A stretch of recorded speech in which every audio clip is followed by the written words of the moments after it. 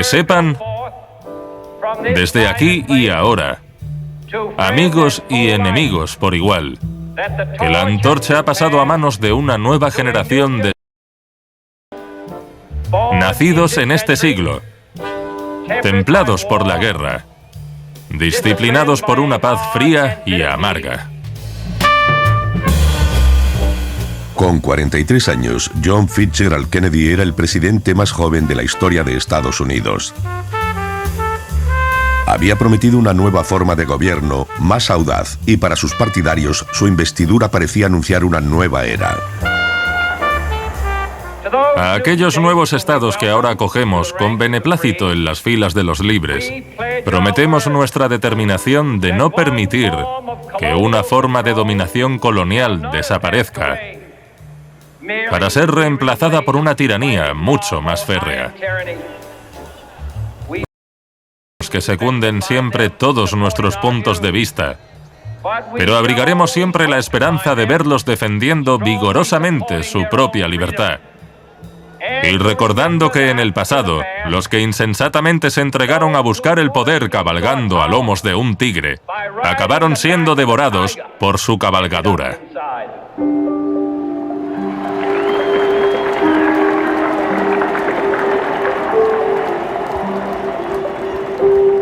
El nuevo presidente se rodeó de un conjunto extraordinario de asesores que compartían su determinación de enfrentarse al comunismo, incluido el secretario de Defensa Robert McNamara. Como el presidente que los eligió, todos los hombres de Kennedy habían servido durante la Segunda Guerra Mundial. Todos habían aprendido. Lo que consideraban era la lección esencial. Las dictaduras ambiciosas debían frenarse antes de que constituyesen un grave peligro para la paz del mundo. Mientras tanto, en Vietnam del Sur, el Frente Nacional de Liberación, apodado Vietcong por sus enemigos, estaba decidido a derrocar al gobierno anticomunista y crecientemente autocrático de Ngo Dinh Diem. En Vietnam del Norte, sin saberlo en Washington, Ho Chi Minh, padre de la independencia vietnamita, compartía ahora el poder con un líder más agresivo, Le Duan, quien estaba aún más impaciente por reunificar a su país. Tras la retirada de los franceses, llegaron los estadounidenses. Para la generación de mis padres, estos no eran diferentes de los franceses. Los estadounidenses también eran invasores. Como hijo suyo, yo heredé sus ideas. Ninguno de nosotros sabía nada de Vietnam. En aquella época, Vietnam no era más que una pieza en un tablero de ajedrez. Un tablero de ajedrez estratégico, no un lugar con una cultura y una historia que nos resultaría imposible alterar, incluso con el poder de Estados Unidos. Durante los 3 años siguientes, Estados Unidos se esforzaría por entender el complicado país que había ido a salvar, siendo incapaz de apreciar la determinación del enemigo y malinterpretando el verdadero sentimiento de la población survietnamita con respecto a su gobierno. El nuevo presidente se encontraría atrapado entre el impulso de la guerra y el deseo de paz, entre la humildad y la arrogancia, entre el idealismo y la conveniencia, entre la verdad y la mentira.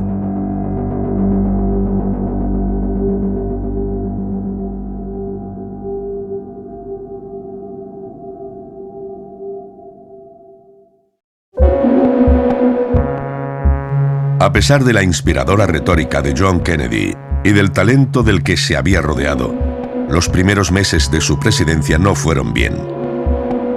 Aprobó la invasión de Bahía de Cochinos gestada por la CIA, que terminó en desastre.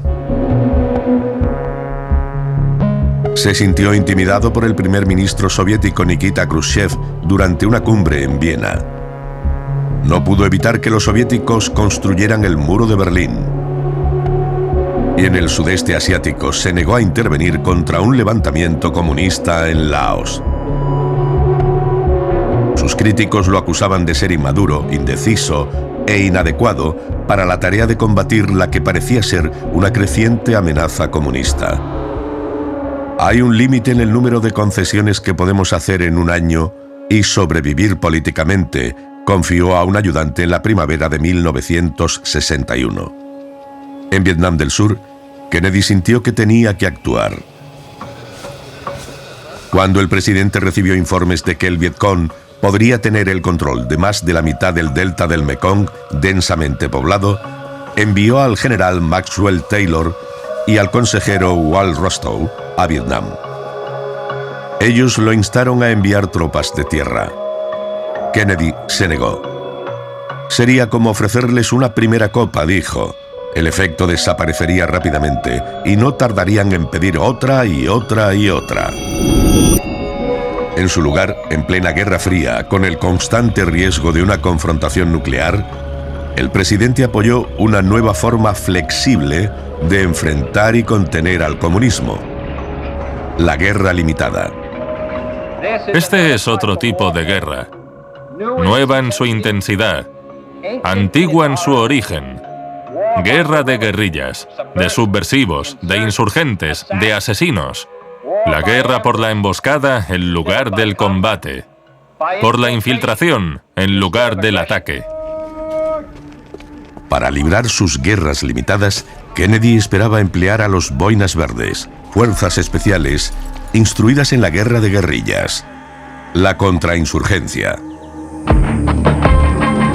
Pero Kennedy comprendía que solo la contrainsurgencia nunca sería suficiente, por lo que duplicó la financiación del ejército de Vietnam del Sur y envió helicópteros y vehículos blindados de transporte de tropas. También autorizó el uso de napalm y la fumigación con defoliantes para despojar al Vietcong de su cobertura y destruir los cultivos que se utilizó una gran variedad de productos químicos, incluido el agente naranja, llamado así por el color de las rayas de los bidones de 200 litros en los que se transportaba. Discretamente, el presidente continuó aumentando el número de asesores militares estadounidenses. En 2 años el número ascendió a 11.300, facultados no solo para instruir al Ejército de la República de Vietnam, el ERVN, para librar la guerra convencional, sino para acompañarlos al combate. Una violación del acuerdo que había dividido a Vietnam en 1954. El gobierno hizo todo lo posible por ocultar al pueblo estadounidense la magnitud de lo que estaba teniendo lugar al otro lado del mundo, temeroso de que el público no apoyara el papel más activo que los asesores habían comenzado a tener en el combate. Señor presidente, una publicación del Comité Nacional Republicano sostiene que ha sido usted poco sincero con el pueblo estadounidense con respecto a nuestra profunda implicación en Vietnam. ¿Podría arrojar algo de luz sobre este asunto? Hemos ampliado nuestra asistencia al gobierno, a su logística. No hemos enviado tropas de combate. No obstante, los asesores de instrucción tienen orden de disparar en caso de que se abra fuego contra ellos para protegerse. Pero no hemos enviado tropas de combate como tales. Así que creo que estamos siendo tan sinceros como podemos serlo. Creo que hemos dado una clara descripción de nuestra actividad allí.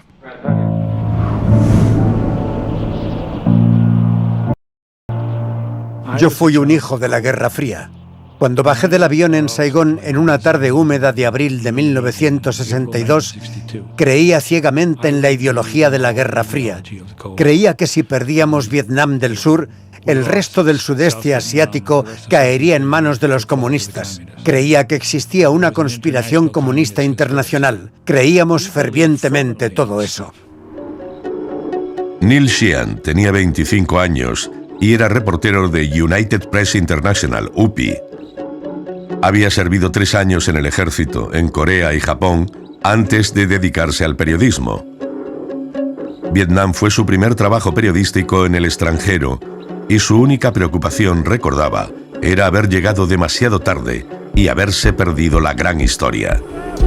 Sheehan se unieron al ERVN en una serie de ataques en helicóptero a bastiones enemigos en el delta del Mekong y otros lugares, sembrando el terror en el Vietcong. Pilotos estadounidenses empuñaban los mandos. Era una cruzada y era emocionante. Subíamos a los helicópteros con los soldados vietnamitas a los que llevaban al combate. Y creíamos en lo que sucedía. Teníamos la sensación de que algún día ganaríamos y que el país sería mucho mejor gracias a nosotros. Los nuevos transportes blindados de tropas M-113 eran capaces de atravesar ríos, arrozales y los diques de tierra que separaban un campo de otro. El Vietcong no tenía nada con qué detenerlos. Aquí 2-6, tenemos algunas personas corriendo a lo largo de los diques. En realidad el canal es perpendicular al que estáis atacando ahora. Tienen uniformes negros y calculo unos 30. ¿Los tenéis a la vista? Cambio. Eso era lo que nos estaba dando la victoria. Ganábamos un enfrentamiento tras otro. Y no encontrábamos mucha resistencia. Mientras el ERVN y sus asesores perseguían al Vietcong, el gobierno de Ngo Dinh Diem había lanzado un ambicioso programa destinado a hacerse con el control del campo, concentrando a la población rural en miles de asentamientos fortificados, rodeados de alambre de púas, fosos y puntas de bambú, destinados a alejar al Vietcong. Se les llamó aldeas estratégicas como parte del esfuerzo por ganarse el corazón, la mente y la lealtad del pueblo vietnamita. Los franceses habían intentado algo parecido una década antes. Lo habían llamado pacificación. El programa de aldeas estratégicas del presidente Diem está progresando considerablemente. Alrededor de 1.600 de las casi 14.000 aldeas se han fortificado hasta la fecha. En el verano de 1962, las noticias procedentes de Vietnam del Sur parecían tan prometedoras que el secretario de Defensa Robert McNamara se aseguró de que el Pentágono estuviera preparado para implementar un plan de retirada gradual de los asesores estadounidenses que se completaría en 1965. Hasta donde sabía la mayoría de los estadounidenses, el país estaba logrando su objetivo, un estado anticomunista independiente y estable en Vietnam del Sur. Era una lucha que este país no podía eludir, publicó el New York Times, y Estados Unidos parecía estar ganándola. Pero ese mismo verano, Ho Chi Minh viajó a Pekín para pedir más ayuda a China. La concentración militar estadounidense en Vietnam del Sur lo había alarmado, a él y a los demás líderes en Hanoi. Ho argumentó que los ataques estadounidenses al propio Vietnam del Norte ya parecían solo cuestión de tiempo.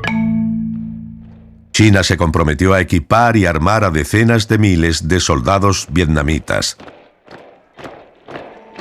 Mientras tanto, el Politburó de Hanoi ordenó que todo hombre norvietnamita físicamente capaz fuese llamado para servir en las Fuerzas Armadas.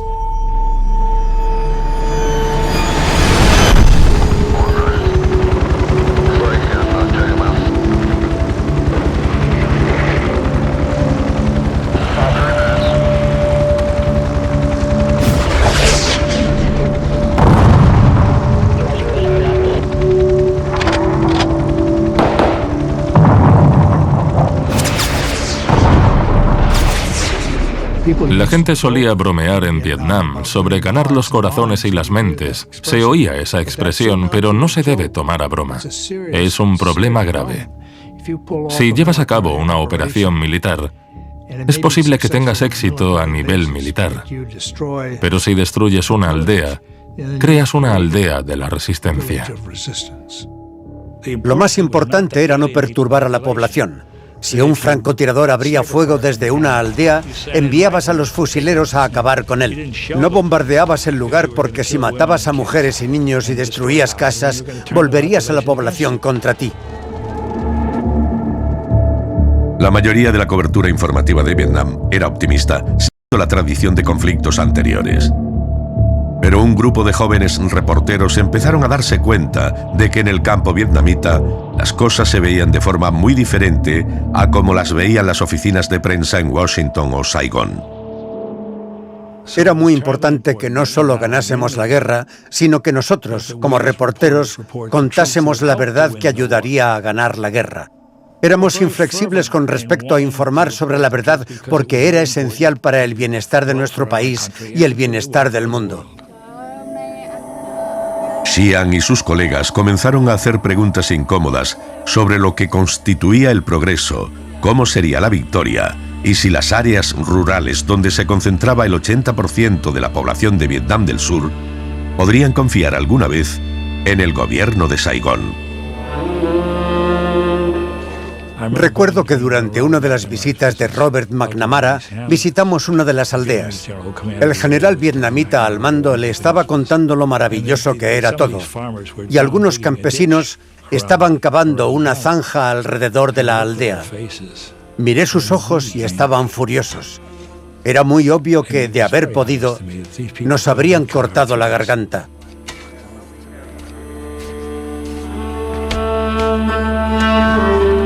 A los campesinos les molestaba verse obligados a abandonar sus hogares y mudarse a las aldeas estratégicas.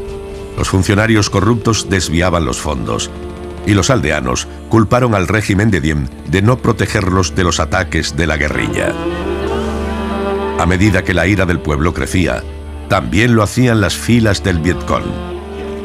Resultó que el Vietcong estaba reclutando hombres directamente de las aldeas estratégicas, como se llamaban. Por eso todo el programa se vino abajo. Saigón lo comparó a drenar el agua para atrapar al pez. Pensaban que las fuerzas revolucionarias eran el pez y que el pueblo era el agua. De modo que, si sacaban el agua, podrían atrapar al pez. Pero no tuvieron éxito. El padre de Nguyen Ngoc era un empleado del servicio postal en el sur de Da Nang. Sus hermanos daban clase en escuelas survietnamitas. Pero él se unió a la revolución y como comisario político escribía poemas, canciones y consignas para animar a la población rural a apoyar al Vietcong. Los cuadros de Vietcong venían a hablar con ellos y su mensaje solía ser Bien Da Tun Tan Han Don, que significa convierte tu dolor en acción. Haz algo al respecto. Únete a nosotros. Lucharemos juntos. Liberaremos al país de este gobierno corrupto e injusto. Expulsaremos a los extranjeros, reunificaremos el país e instauraremos un gran régimen que cuidará de vosotros y traerá justicia económica y social. El secretario McNamara decidió elaborar una especie de gráfica para determinar si estábamos ganando o no. Incluyó cosas como número de armas recuperadas, número de miembros del Vietcong muertos, muchas estadísticas. Y pidió al jefe de operaciones especiales, Edward Lansdale, que le echara un vistazo. Cuando éste lo vio, dijo, aquí falta una cosa, el sentimiento del pueblo vietnamita. No puedes reducir eso a una estadística. Robert McNamara había prometido una mayor rentabilidad militar y exigió que todo se cuantificara. En Saigón, el general Paul D. Harkins, jefe del mando de asistencia militar en Vietnam, cumplió la orden. Él y su equipo generaron montañas de datos diarios, semanales, mensuales y trimestrales sobre más de un centenar de indicadores. Muchos más datos de los que se podían analizar adecuadamente.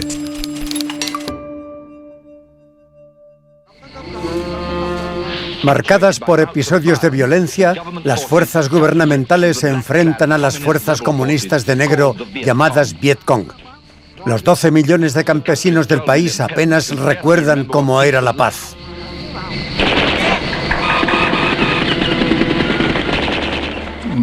Todo Vietnam del Sur era un campo de batalla.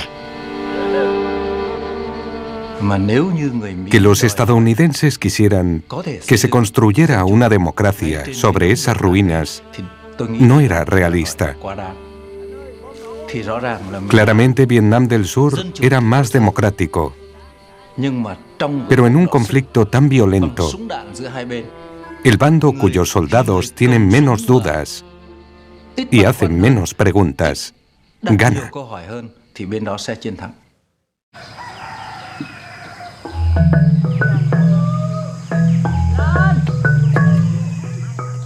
Ho Chi Minh sabía cómo influir en la gente. Era consciente de que los vietnamitas respetan a los ancianos, por lo que se dejó barba para parecer mayor. Una barba así de larga. Se refería a sí mismo como tío. Y creó a propósito una imagen muy humilde. Siempre usaba un lenguaje sencillo. Era muy astuto a la hora de comunicarse con el pueblo.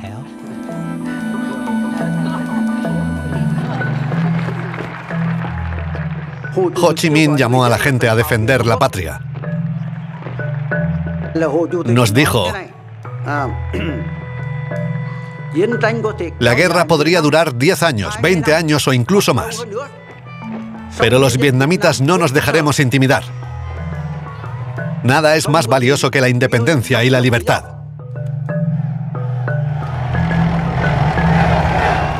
En nuestro bando no estábamos tan comprometidos y nuestros líderes eran corruptos e incompetentes y, en el fondo, teníamos el miedo, la sospecha de que al final serían los comunistas quienes ganarían. Cuando John Kennedy reunió a las que consideraba las mentes más brillantes, 20 años antes, en una cueva del norte de Vietnam, Ho Chi Minh también había reunido a sus mentes más brillantes. Y el enfrentamiento ya duraba varios años. Cuando llegamos allí, estaban lejos de consolidar su victoria en este conflicto inevitable entre la visión de Ho Chi Minh y la de John Kennedy. Cuanto más piensas en la estrategia estadounidense, más evidente resulta que nunca habría podido funcionar bien.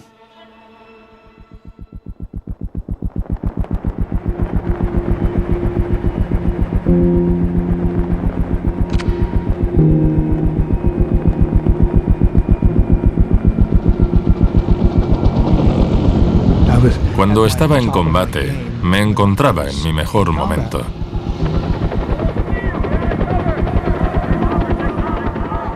No podíamos permitirnos el lujo de tener miedo, porque la vida de otras personas dependía de que mantuviésemos la cabeza fría.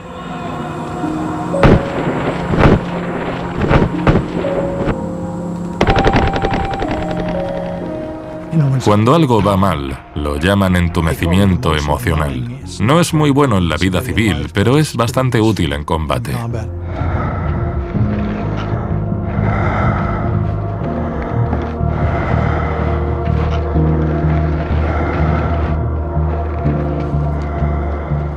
Ser absolutamente frío sobre lo que hay que hacer y atenerse a ello.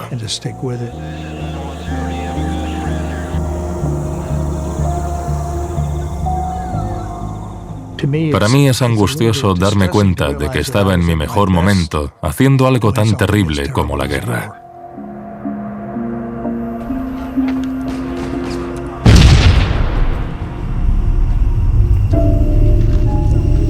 El presidente Kennedy ha arriesgado su reputación en Asia por salvar a Vietnam del Sur del comunismo. Cuando los soldados avanzan hacia la aldea sospechosa de albergar a miembros del Vietcong, no saben si encontrarán resistencia.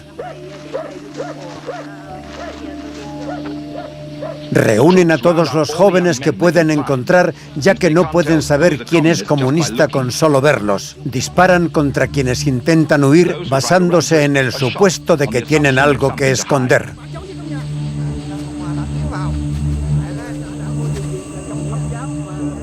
Los estadounidenses que venían a Vietnam para combatir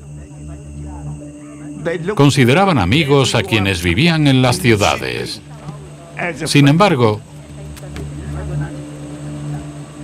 consideraban a toda la población rural miembros del Vietcong.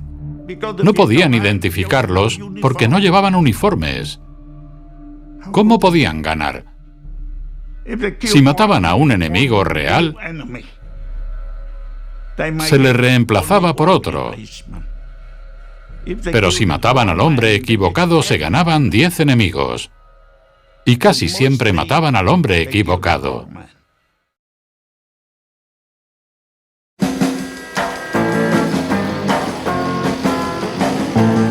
La población estadounidense prestaba poca atención a lo que estaba sucediendo en Vietnam. Veían series como Los Nuevos Ricos y La Ley del Revólver en televisión, y les interesaba más si los Yankees volverían a ganar la Serie Mundial y la reciente muerte de Marilyn Monroe. Pero algunos empezaban a impacientarse ante el lento ritmo del cambio social. En los años 50 nos decían que vivíamos en el mejor país del mundo. Y mientras todos tratábamos de averiguar lo que significaba vivir en el mejor país del mundo, de repente, como en una explosión, fuimos conscientes del movimiento por los derechos civiles.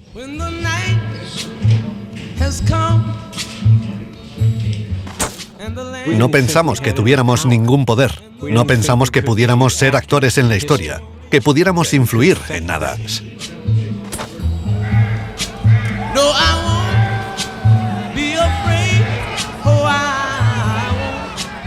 Y de repente, aquellos jóvenes estudiantes negros del sur comenzaron a hacer precisamente eso. Y eso nos dejó impactados.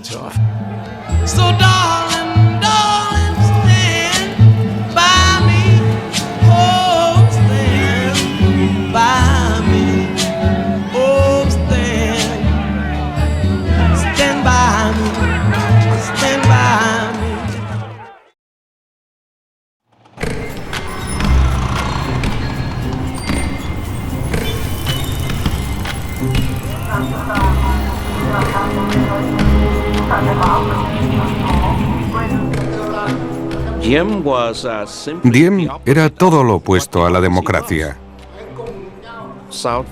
Vietnam del Sur, en el enfrentamiento con el norte, tendría que haber sido una oportunidad de oro para crear una sociedad abierta, con libertad de prensa y libertad de expresión. Pero no había mucha opción, dado que los dos sistemas eran estructuralmente dictatoriales y opresivos, uno bajo el Partido Comunista y el otro bajo una familia. Lo veía, lo conocía. Él no controlaba el gobierno. Quien realmente tenía el control del gobierno era su hermano, Nhieu. El hermano de Diem, Ngo Dinh Nhieu, dirigía un partido político que aplicaba las mismas técnicas de los comunistas y supervisaba una serie de unidades de seguridad interna dedicadas al espionaje y a la captura de los enemigos del régimen.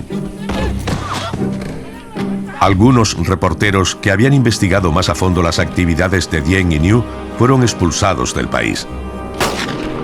Cuando un periodista estadounidense se opuso, la esposa de Nhieu le dijo que Vietnam no tenía necesidad de sus locas libertades. Lo que debíamos haber hecho era forzar a los vietnamitas, o sea, obligarlos a cambiar de conducta. Y de no haberlo hecho, decirles, nos marchamos. Porque no apostamos a caballos perdedores. Este es un caballo perdedor. Era imposible ganar a la insurrección. Los estadounidenses tendríamos que haber comprendido el deseo del pueblo vietnamita de tener su propio país. A nosotros nos pasó lo mismo con los británicos. Unos días después de la Navidad de 1962, la séptima división del ERVN recibió órdenes de tomar una emisora de radio del Vietcong situada a unos 65 kilómetros al suroeste de Saigón, en un pueblo llamado Tan Toi. El pueblo estaba rodeado de arrozales. Un canal de riego lo unía a una aldea vecina, Ap Bac. A las 6:35 de la mañana del 2 de enero de 1963, 10 helicópteros estadounidenses llevaron a una compañía del ERVN hasta un punto al norte de Tan Toi. No encontraron resistencia. Mientras tanto, 2 batallones de la Fuerza Popular Sur Vietnamita avanzaban hacia Ap Bac desde el sur a pie. Frente a ellos estaba Le Quang Con, guerrillero desde 1951 cuando tenía 12 años. Preparamos trincheras y búnkeres donde ocultarnos. Los veíamos claramente frente a nosotros. Al abrir fuego podríamos matarlos con facilidad porque tenían que avanzar a través de campo abierto.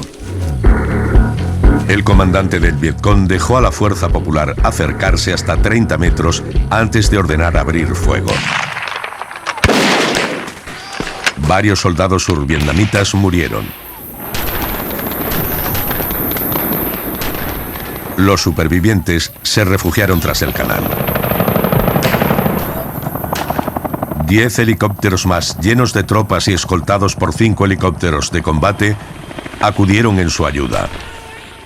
Nuestro objetivo era inutilizar entre 5 y 10 helicópteros. En cuanto aterrizaban, les disparábamos con morteros y ametralladoras.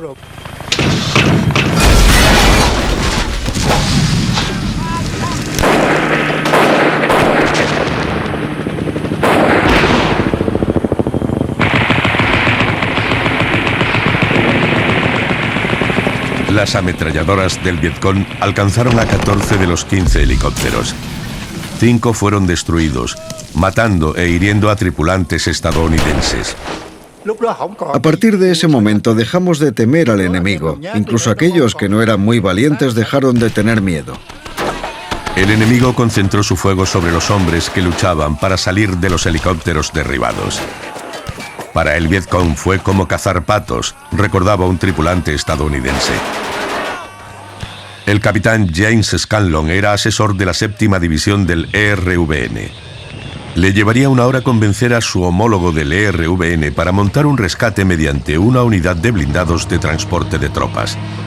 Se perdieron otras 2 horas antes de que los blindados pudieran abrirse paso entre los arrozales hasta los hombres atrapados. Para entonces, el fuego había cesado. Todo estaba en silencio. Veíamos claramente toda la extensión de los campos de arroz. Y mi reacción fue pensar, todo ha terminado. Los 2 primeros vehículos bajaron sus rampas. Los pelotones de infantería salieron, preparados para abrir fuego contra la línea de árboles mientras avanzaban. En el pasado, eso había sido suficiente para que el Vietcong retrocediera. Esta vez fue diferente. 8 de los vehículos blindados fueron atacados. En cuestión de minutos, 6 de sus artilleros habían muerto de un disparo en la cabeza. Nos dieron una buena. Aquello era como una mesa de billar. Nosotros éramos las bolas y ellos los jugadores, dándonos con los tacos. Aquella noche, el Vietcong se desvaneció. Al final, al menos 80 soldados survietnamitas habían perdido la vida, junto con 3 asesores estadounidenses, incluido el capitán Ken Wood. Llenamos los vehículos de transporte de tropas con los cuerpos, apilándolos unos sobre otros hasta que no cabían más. Y yo no consentí que los vietnamitas tocasen a los estadounidenses. Yo mismo los cargué y terminé agotado. Me dijeron que Ken Wood había muerto. Ken y yo habíamos trabajado muy duro con nuestros 2 batallones. Y saber que había muerto me dolió. Era un gran tipo.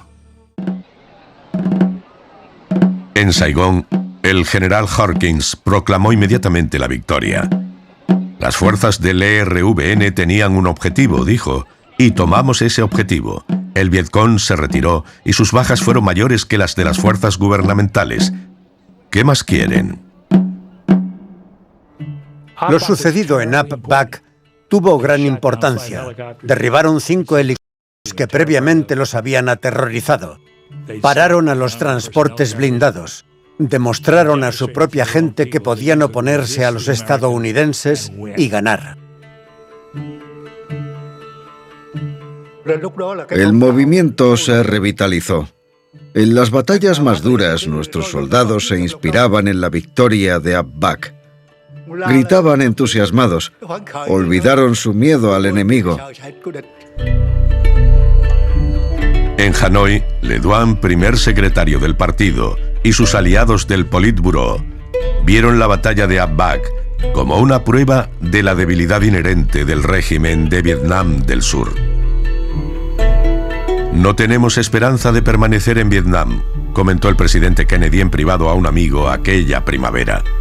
Esa gente nos odia, pero no puedo entregar un territorio así a los comunistas y luego esperar ser reelegido.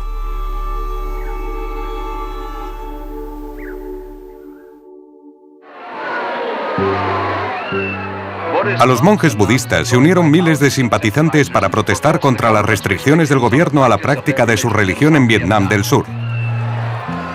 Diem comenzó enfrentándose a la población rural y así nació el Vietcong.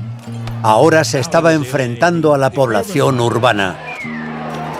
En los meses que siguieron a la batalla de Ap Bac, Vietnam del Sur se sumió en una contienda civil que poco tenía que ver con el Vietcong.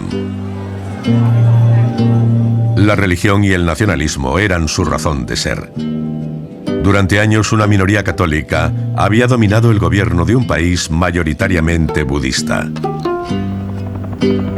Esa primavera, en la ciudad de Hue, ondearon banderas cristianas para celebrar el 25º aniversario de la ordenación del hermano mayor de Diem como obispo católico. Pero cuando los budistas de la ciudad izaron sus banderas para celebrar el 2527 cumpleaños de Buda, la policía las confiscó y los manifestantes salieron a las calles. El vicegobernador provincial católico envió fuerzas de seguridad para reprimir la manifestación. Los soldados abrieron fuego. 8 manifestantes murieron. El más joven tenía 12 años, el mayor 20. Mi madre estaba convencida de que Diem estaba destruyendo la fe budista. Acudía a las pagodas para oír los sermones de los monjes. Se sentía muy molesta y no estaba sola. Muchos pensaban como ella. Funcionarios estadounidenses instaron a Diem y a su a que hicieran concesiones significativas a los budistas por el bien de la unidad en la lucha contra el comunismo. Ellos se negaron. El 10 de junio de 1963, Malcolm Brown, de Associated Press, recibió un aviso anónimo. Algo trascendental iba a suceder al día siguiente en una encrucijada importante de Saigón. Y allí acudió con su cámara.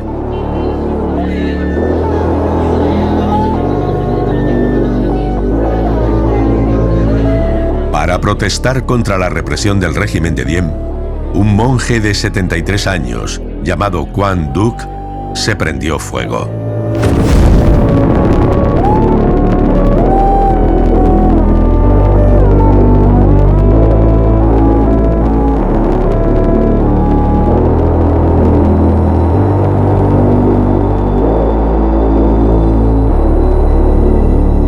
Mientras una enorme multitud silenciosa lo observaba quemarse hasta morir, otro monje repetía una y otra vez en inglés y vietnamita: un monje budista se convierte en mártir. Un monje budista se convierte en mártir.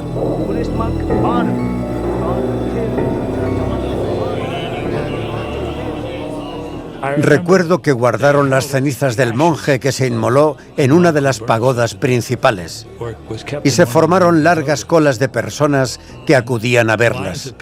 Vi a muchas mujeres vietnamitas, no ricas, sino mujeres corrientes, quitarse la única pieza de oro que llevaban, el anillo de boda, y dejarla como donativo para contribuir a la lucha. Fue entonces cuando me di cuenta de que el régimen estaba acabado. Era el fin. Pronto, otros monjes se convertirían en mártires.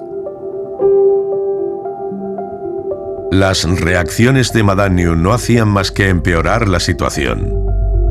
Cuando un monje se prendía fuego, aplaudía y decía: «Si alguno más quiere hacerlo, yo le daré las cerillas». Lo único que han hecho ha sido asar a uno de sus monjes, a quien previamente han emborrachado y de cuya confianza han abusado, y ni siquiera han llevado a cabo el sacrificio con medios propios, porque la gasolina es importada. La consideraban arrogante y sedienta de poder. Sospechaban que tanto ella como su marido eran corruptos. New dirigía a la policía secreta que arrestaba y torturaba a la gente. El pueblo temía al régimen de Diem. Tal vez más que temerlo, lo odiaban. Los estudiantes, incluidos muchos católicos, se unieron a la causa budista. Lo mismo hicieron algunos oficiales del ejército. Algunos militares se preguntaban: ¿podemos mantener esta situación cuando todo el país se suma a las protestas de los budistas que se están inmolando? La primera vez que supe de Vietnam fue cuando vi a un monje inmolarse. Habíamos visto el movimiento por los derechos civiles en el sur y aquello nos sirvió de ejemplo para enfrentarnos a la injusticia, para soportar las palizas, los ataques de los perros o los golpes de las porras de los policías. Sentíamos un enorme respeto por las personas que estaban dispuestas a llegar tan lejos.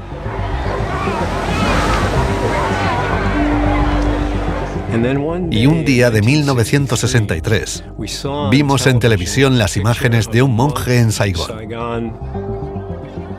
Fue un acto extraordinario.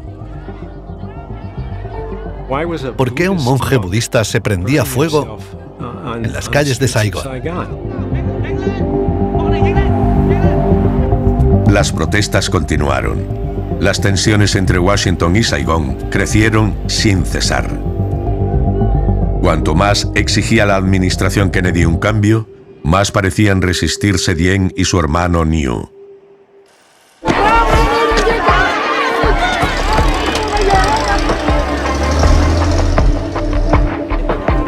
Se impuso la ley marcial, se prohibieron las reuniones públicas y se autorizó al ejército a disparar contra cualquiera que se encontrara en la calle después de las 9 en punto. Cuando los estudiantes universitarios se manifestaron en apoyo de los monjes, Diem cerró las universidades de Vietnam. Los estudiantes de secundaria salieron a las calles y también cerró los institutos y los colegios. Arrestó a miles de niños en edad escolar, incluidos los hijos e hijas de funcionarios de su propio gobierno.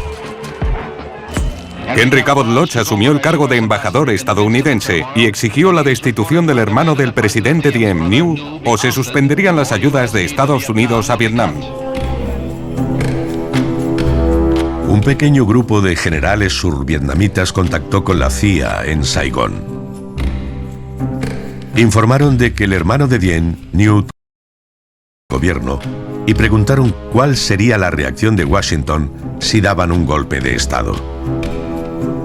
El presidente Kennedy y sus consejeros principales estaban fuera de la ciudad, por lo que Roger Hilsman Jr., subsecretario de Estado para Asuntos del Extremo Oriente y crítico con el régimen de Diem, se encargó de redactar un telegrama con nuevas instrucciones para el embajador Lodge. El gobierno de Estados Unidos no podía seguir tolerando una situación en la que el poder estuviera en manos de New, dijo. Diem debía deshacerse de su hermano. Si se negaba, Lodge diría a los generales: debemos afrontar la posibilidad de prescindir del propio Diem. El presidente estaba de vacaciones en Hyannisport, Massachusetts. El subsecretario de Estado, George Ball, le leyó parte del telegrama por teléfono. Desde principios de la década de 1950, el gobierno estadounidense había alentado e incluso orquestado otros golpes de Estado en Irán, Guatemala y el Congo, entre otros países. Kennedy dio el visto bueno al telegrama de Hilsman, en parte porque pensaba que sus principales asesores también lo respaldaban. Pero no era así. De alguna manera, debido al telegrama recibido de Washington, Lodge decidió que la única solución era deshacerse no solo de Gooding New, sino también del propio Diem. Y así comenzamos a promover el golpe. Pero no fue una buena idea. Tenía la sensación de que aquello sería un desastre. El 2 de septiembre de 1963, Walter Cronkite, de las noticias de CBS, entrevistó al presidente Kennedy. Este aprovechó la oportunidad para enviar un mensaje al presidente Diem. Señor presidente, ¿no cree que todos los indicios apuntan a que el presidente Diem no tiene intención de cambiar su modo de actuar? Si no lo cambia, por supuesto, es decisión suya. Lleva en el cargo 10 años y, como digo, ha continuado a pesar de que se le había descartado en varias ocasiones. A nuestro juicio no tendrá éxito de seguir así. Pero no estoy de acuerdo con aquellos que dicen que deberíamos retirarnos. Eso sería un gran error. Sé que a la gente no le gusta que los estadounidenses intervengamos en este tipo de conflictos. 47 estadounidenses han perdido la vida. Esta es una lucha desesperada contra el sistema comunista y no quiero que Asia acabe bajo el control de China. ¿Cree que este gobierno aún está a tiempo de recuperar el apoyo del pueblo? Sí, lo creo. Con cambios en su política y quizás en las personas, creo que sí. Pero si no hace esos cambios, no creo que tenga muchas posibilidades de ganar. A pesar del telegrama, Kennedy y sus consejeros estaban divididos con respecto al golpe. Robert McNamara, Maxwell Taylor, el vicepresidente Lyndon Johnson y el director de la CIA le aconsejaron no hacerlo, ya que, aunque ninguno era partidario de Diem, no creían que hubiera ninguna alternativa viable.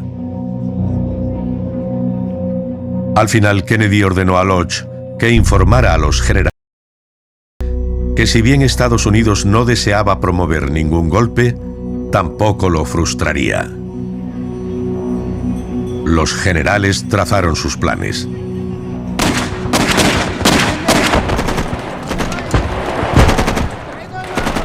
El 1 de noviembre de 1963, tropas leales a los conspiradores tomaron instalaciones de importancia estratégica en Saigón y exigieron la rendición de Diem y New. La batalla por la ciudad duró 18 horas y en su mayoría se desarrolló en el Palacio Presidencial. Justo después de las 6:30 de la mañana del sábado, cesó el fuego.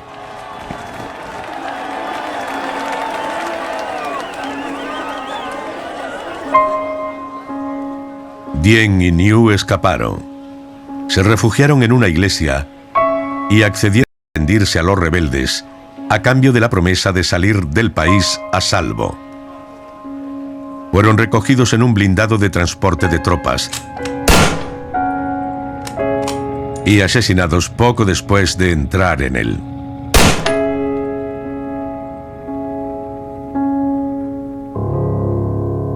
Madame New sobrevivió al golpe. Estaba haciendo una gira de buena voluntad por Estados Unidos. Lunes 4 de noviembre de 1963. Durante el fin de semana tuvo lugar un golpe de Estado en Saigón. Fue la culminación de 3 meses de conversaciones que habían dividido tanto a nuestro gobierno como al de Saigón. Siento que debemos asumir gran parte de la responsabilidad, comenzando con nuestro telegrama de agosto, en el que sugeríamos el golpe. Yo nunca tendría que haber dado mi consentimiento sin haberlo debatido. Estoy conmocionado por la muerte de Diem y Nhiu. Encuentro el modo en que fueron asesinados especialmente aborrecible. Ahora la pregunta es si los generales podrán mantenerse unidos y construir un gobierno estable, o si la opinión pública de Saigón convertirá a este gobierno en represivo y antidemocrático en un futuro no muy lejano.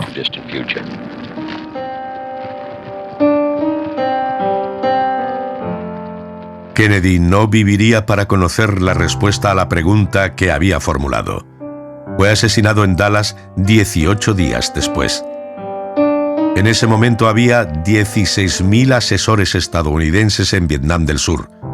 Su destino y el destino del país pasaron a manos de un nuevo presidente, Lyndon Baines Johnson.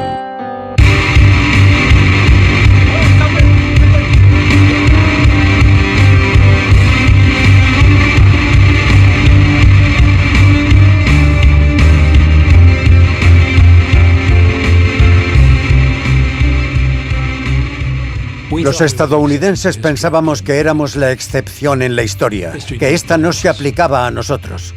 Nunca perderíamos una guerra ni defenderíamos la causa equivocada.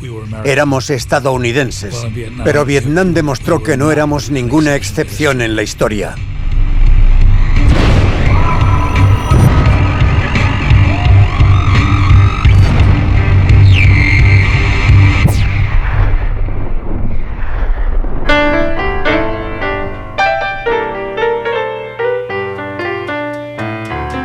This is a mean old world to live in, all by yourself. This is a mean old world to live in, all by yourself.